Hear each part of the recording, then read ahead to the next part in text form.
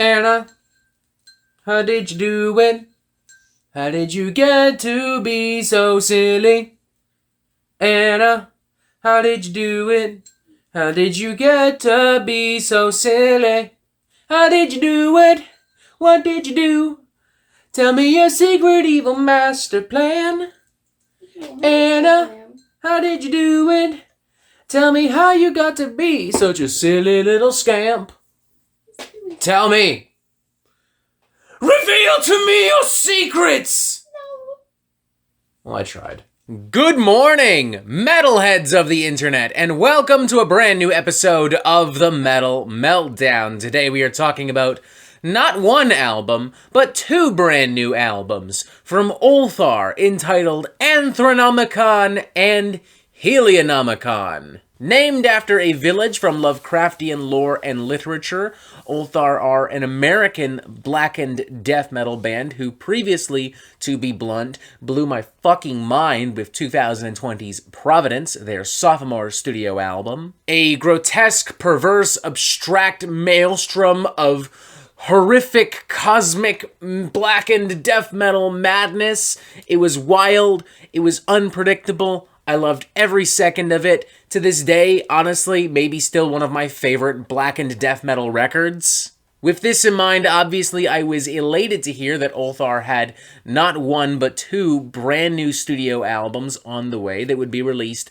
on the same day. Not as a double album per se, just two standard individual releases, but both of which would tackle similar themes and ideas and vibes, both of which would refine everything that Providence did so well and also potentially expand upon it in all kinds of weird and exciting and fascinating and imaginative ways. I even said back in the beginning of January that both of these albums together were probably some of my most highly anticipated albums of 2023. And now that I have heard them in their entirety multiple times, I feel I may have oversold it. I fear I may have overhyped things just a wee bit. For the record, I still think these are really good albums, and I still think you should check them out. Minor spoiler alert for the actual score, I guess.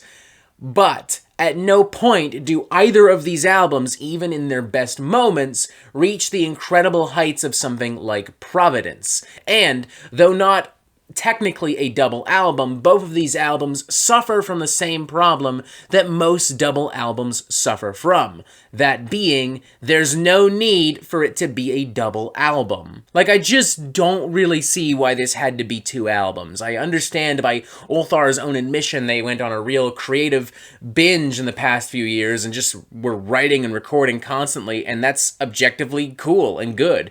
Great. Awesome. But just because you make it doesn't mean you have to put it out there, you know? Like, we had this same problem with Load and Reload back in the day. Use Your Illusion 1 and 2, you know? Like, you don't have to put literally everything out there. It's okay to have one concise, condensed record. And if Ulthar had done that, the weirder moments of this record would have stood out all the more so and been all the more potent and poignant. But hey, there's no point being upset with what this record isn't. Let's talk about what this record is and what it actually does very well. Because I know it sounds like I'm really ragging on this thing and I'm really ragging on Ulthar, but I do actually really like these albums. Of the two records, Helionomicon is the more ambitious, the more interesting, and in turn the more entertaining of the two. It goes out of its way to really expand on the more twisted and progressive elements of Ulthar's sound. Comprised of two tracks, both of which are 20 minutes long,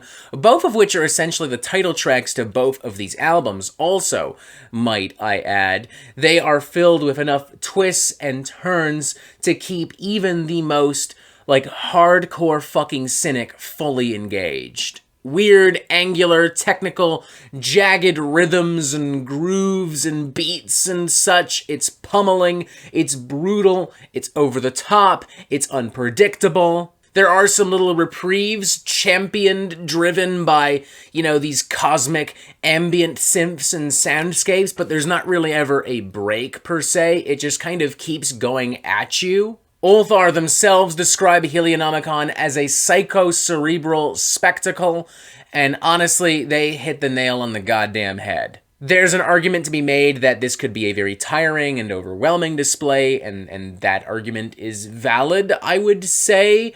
I would not recommend this to a more casual deaf or black metal listener. I feel like even a more experienced listener at a certain point might look at their watch and go, you know, this is cool, but like, you know. All the more reason why, as I said before, Ulthar probably should have condensed these two albums into one, but we've already had that conversation, so let's move on to Anthronomicon, which is unquestionably a much more simplistic record, you know? I mean, there's plenty of weird technical avant-garde bits here and there, Lovecraftian horror, you know, it's gross, it's gnarly, but, you know, it's also a lot more stripped down in comparison to Helionomicon, and even in comparison to Providence, I would say. Cephalophore is a very immediate and urgent number. I mean, it opens the record and it doesn't waste any time. There's no, you know, weird little intro. There's no, like, fucking spoken word piece or whatever. It just, like, boom.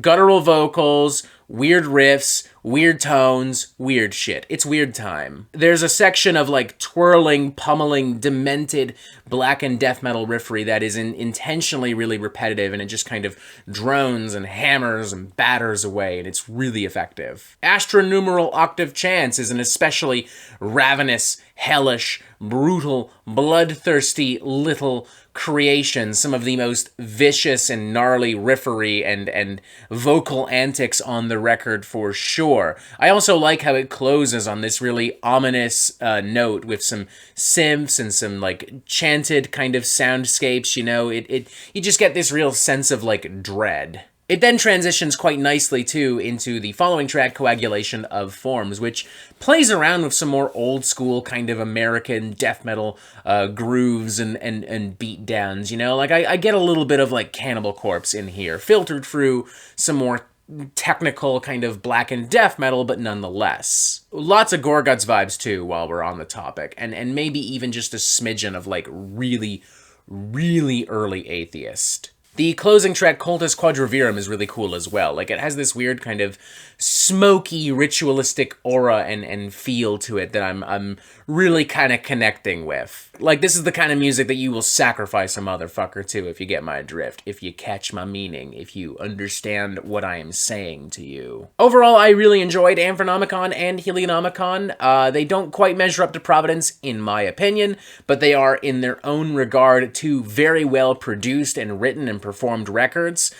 Together, I guess, as a double album, if you want to see it that way, probably still one of the better ones that I've seen in recent memory. If I were to score them individually, Anthronomicon would get a very enthusiastic 3.5 out of 5, whereas Helionomicon would get a very enthusiastic 4 out of 5. I guess with that in mind, we'll go right in the middle, we'll split the difference, and go with a semi-solid 4 out of 5.